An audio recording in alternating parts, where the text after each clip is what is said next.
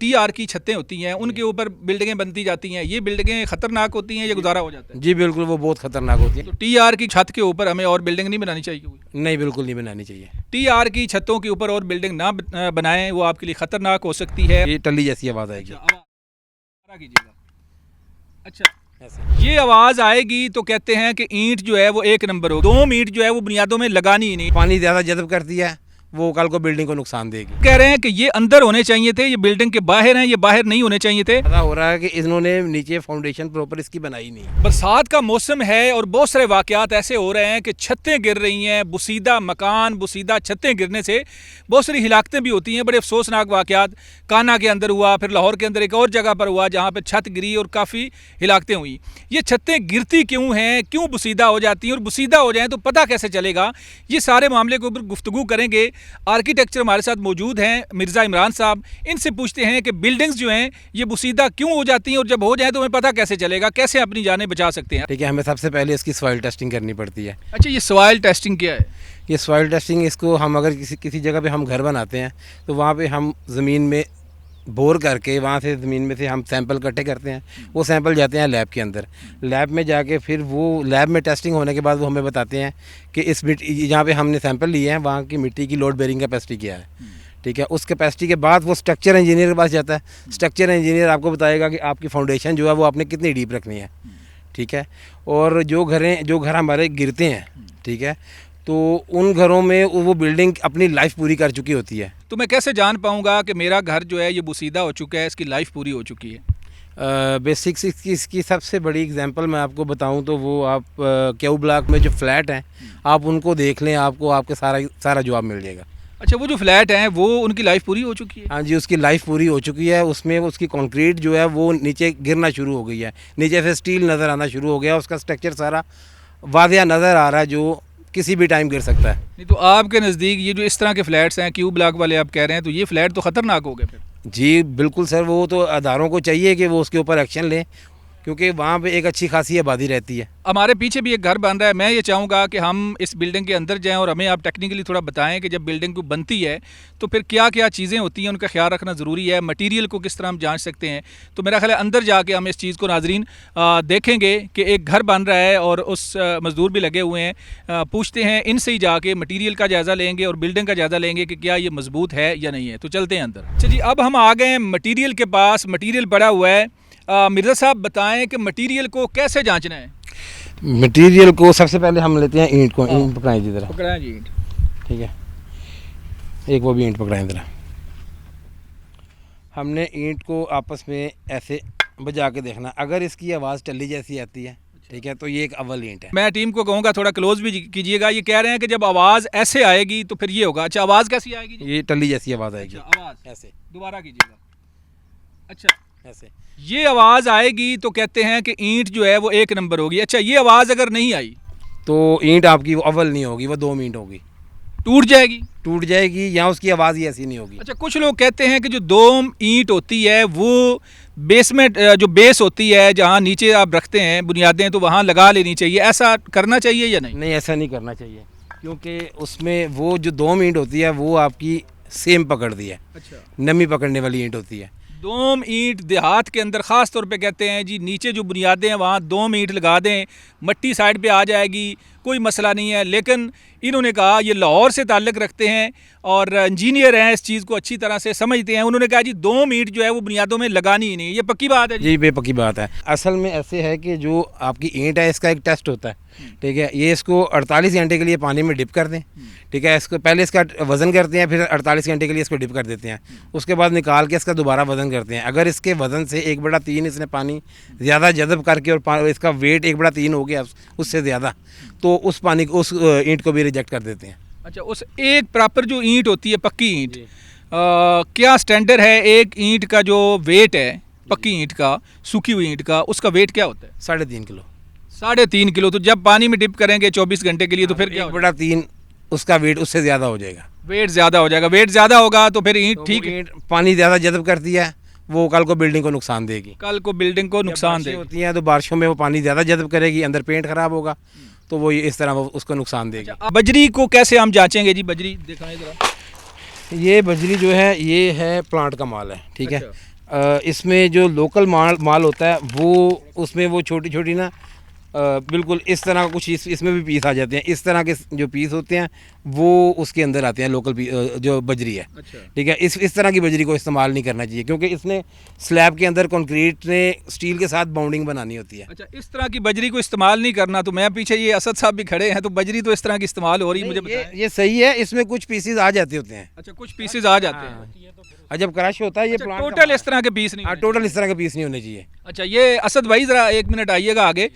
ये बात तो एक बड़ी अच्छी मुझे मिल गई है कि इस तरह की बजरी इस्तेमाल नहीं करनी। तो बजरी के कुछ पीस इसमें नज़र आए हैं, तो ये क्या मामला है? सर जब ये क्रश होती है ना, क्रश में कुछ ऐसे मामलात हो जाते हैं जैसे ये बाकी देखें ये बिल्कुल ठीक है। ये इस तरह की बजरी इस तरह की होनी चाहिए, लेकिन जब ये क्रश होती है दिखाइएगा जी प्लांट इस तरह की। मैं कहूँगा कि थोड़ा सा क्लोज कीजिएगा।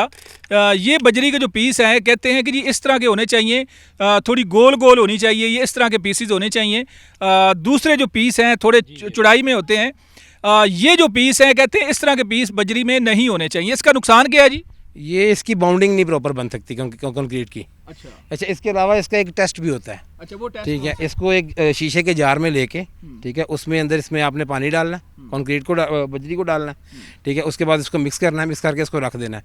अगर उसमें नीचे 3% से ज़्यादा पानी के अंदर मिट्टी आ गई है तो हम वो बजरी को वाश भी करते हैं। बजरी को वाश भी करते हैं। अच्छा असद भाई, आपने ये रेत भी रखी हुई है। मिर्ज़ा साहब, रेत को कैसे हमने चेक करना है? दिखाएं जी, रेत जो है, रेत का किस तरह से हमने जांच करनी कि रेत ठीक है या नहीं है? इसका तो प्रॉपर लैब के अंदर टेस्ट होता है, साइड पे भी टेस्ट होता है। साइड पे चीज़ें पड़ी होती हैं हमारे पास।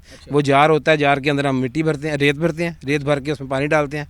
अगर उसमें 6% टोटल वॉल्यूम ऑफ सैंड, अगर 6% उसमें मिट्टी शामिल है, ठीक है, वहाँ तक तो बर्दाश्त करते हैं। उससे ज़्यादा अगर मिट्टी शामिल है तो वो मिट्टी और रेत को रिजेक्ट कर देते हैं।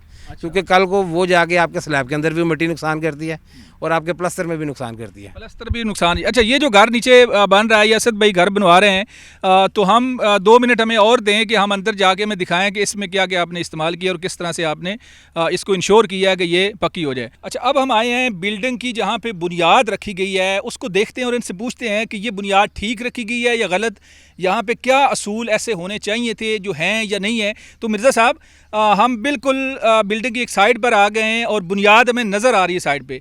तो आपने मुझे बताना है कि ये ठीक है या गलत है, किस तरह से होना चाहिए था?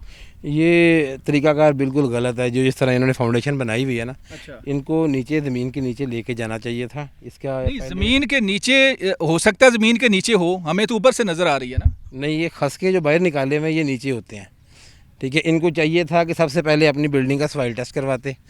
सॉइल टेस्ट के बाद वो रिपोर्ट आती, वो स्ट्रक्चर इंजीनियर इनको बताता जी आपने अपनी फाउंडेशन कितनी डीप रखनी है। अच्छा, मैं एक चीज़ बताना चाह रहा हूँ नाजरीन को कि ये जो खसके हैं ना, थोड़ा बैठ जाए नीचे, ये इनको खसके कह रहे हैं आप? जी, ये खसके। अच्छा, ये अंदर होने चाहिए, ये कह रहे हैं कि ये अंदर होने चाहिए थे, ये बिल्डिंग के बाहर हैं, ये बाहर नहीं होने चाहिए थे। नहीं, इससे हमें ये अंदाज़ा हो रहा है कि इन्होंने नीचे फाउंडेशन प्रॉपर इसकी बनाई नहीं है। अच्छा, ये भी तो हो सकता है ना कि नीचे जो हैं खसके मजीद नीचे हों और मिट्टी डली हुई हो, ये भी तो हो सकता है। नहीं, इसमें इस तरह जिस तरह इन्होंने बनाया हुआ ना, इस तरह इसकी फाउंडेशन नहीं होती। दूसरी बात ये भी हो सकती है, मेरी बात सुने, चूंकि हम जहाँ पे खड़े हैं ये जगह काफ़ी नशेबी है और वो जो सड़क हम देख रहे हैं वो ऊंची है, तो जब मिट्टी डलनी है ये चीज़ तो वैसे ही नीचे आ जानी है। ये चीज़ तो फिल वक्त तो अभी इस टाइम हमारी फाउंडेशन यहाँ पे है ना, हमारा NSL ये है जहाँ पे हम, अगर हम मिट्टी नहीं डालते तो ये गलत है। हाँ, ये गलत है। तो अगर मिट्टी जितने आप खड़े हैं इतनी मिट्टी अगर डल जाती है फिर ठीक है? नहीं, फिर भी क्योंकि अभी मेन स्ट्रक्चर आपका इसके ऊपर एग्जिस्ट कर रहा है। अच्छा। जो मिट्टी आपने कल इसकी फिल करनी है, ठीक है, वो उसकी ना तो कोई कंपैक्शन होगी प्रॉपर, अच्छा, ठीक है, और अगर ना हो उसके जाती ऊपर नहीं, उसकी कंपैक्शन हो ही नहीं सकती प्रॉपर। उसकी क्या वजह? अगर उसकी कंपैक्शन करेंगे तो इसमें आपके क्रैक आएंगे बिल्डिंग में, क्योंकि वो कंपैक्शन करने से इस बिल्डिंग में उसका दबाव आएगा, दबाव के बाद बिल्डिंग के अंदर क्रैक आएगा। नहीं, मिट्टी देखे अंदर भी मिट्टी डली हुई है, बाहर भी मिट्टी, तो ये तो कवर हो जाएगा ना, तो ये गलत तो नहीं है? नहीं, ये गलत नहीं है, पर अभी इसकी फिलिंग जो है वो फिलिंग हो नहीं सकती। आपके कहने का मकसद ये है कि अगर ये खाली रहेगी तो ये खतरनाक है, अगर ये फिलिंग हो जाएगी तो फिर गुजारा हो जाएगा। हाँ, गुजारा हो जाएगा, गुजारा हो जाएगा। नाज़रीन, थोड़ा सा हम अंदर जाएंगे बिल्डिंग के, और बिल्डिंग के अंदर जाके कुछ चीज़ें इनसे पूछते हैं। बताइएगा, बिल्डिंग के हम अंदर आ गए, कमरा है, छत भी डलनी है, तो यहाँ बताएं मुझे कि कोई ऐसी चीज़ आपको नज़र आ रही है जो कमज़ोर हो? बेसिक सर ये वाला कोना देखें, ये इसका ब्रिक वर्क यहाँ से प्रॉपर ठीक नहीं हुआ हुआ। अच्छा, इसका प्रॉपर वर्क ठीक नहीं हुआ, इसमें क्या होना चाहिए था? फिर इधर आके मुझे बता दें क्या इसका होना चाहिए था जो नहीं हुआ चुनाई करते वक्त क्या होना चाहिए था, बताइएगा।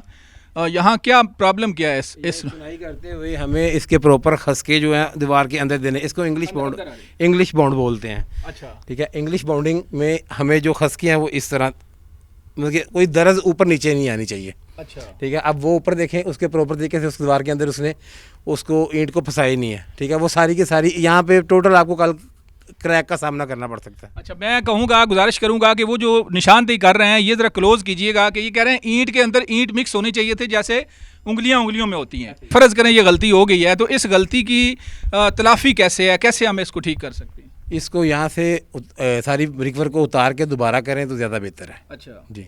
और कोई हल नहीं है? नहीं, वो कल को आपको क्रैक आएगा वहाँ पे। अच्छा, क्रैक आएगा। हाँ जी, क्रैक शो कर देगा वहाँ पे। नहीं तो दरमियान में जो सरिया डाला जाता है दोनों दीवारों को और इस तरह के जो जॉइंट्स होते हैं उनको मुकम्मल करने के लिए, वो सरिया लगाने से भी फ़ायदा होता है ना? नहीं, वो तो होता है असल में कंक्रीट और प्लास्टर जो काम, कंक्रीट और प्लास्टर जो है, ठीक है, वो सर्दी गर्मी में सुकड़ता और फैलता है। ठीक है। ठीक है। माइनर था, इसमें फ़र्क आता है। TR की छतें होती हैं, उनके ऊपर बिल्डिंगें बनती जाती हैं, ये बिल्डिंगें ख़तरनाक होती हैं, ये गुजारा हो जाता है? जी बिल्कुल, वो बहुत ख़तरनाक होती हैं। ये जो कान्हा के अंदर छत गिरी है या दूसरी लाहौर के इलाकों में गिरती हैं, ये TR की छतें हैं। तो ये छतें जो गिरती हैं, ये क्या हो जाता है कि छतें गिर जाती हैं? असल में जो TR गार्डर होता है, आपको उस चीज़ का आइडिया ही नहीं होता कि उसकी वो कितनी लोड के लिए डिज़ाइन हुआ है। ठीक है। हमें उसका पता नहीं होता, हम उसके ऊपर लोड पे लोड डाली जा रहे होते हैं और वो एक दिन आता है वो उसे क्लैश कर जाता है, नीचे गिर जाती है। तो TR की छत के ऊपर हमें और बिल्डिंग नहीं बनानी चाहिए कोई? नहीं, बिल्कुल नहीं बनानी चाहिए। TR की छतों के ऊपर और बिल्डिंग ना बनाएं, वो आपके लिए ख़तरनाक हो सकती है। और बिल्डिंग जब बनती है तो सारे जो असूल इन्होंने बताएं उनको फॉलो करें ताकि आपकी बिल्डिंग जो है वो मजबूत हो। और अगर आपकी बुसीदा छत है, बुसीदा मकान है, तो बेहतर है उसकी मुरम्मत कराएं या नए सिरे से बनाएं। जैसे अपने मेज़बान मनाज़र अली को इजाज़त दें, दोबारा मिलेंगे। अल्लाह हाफिज़।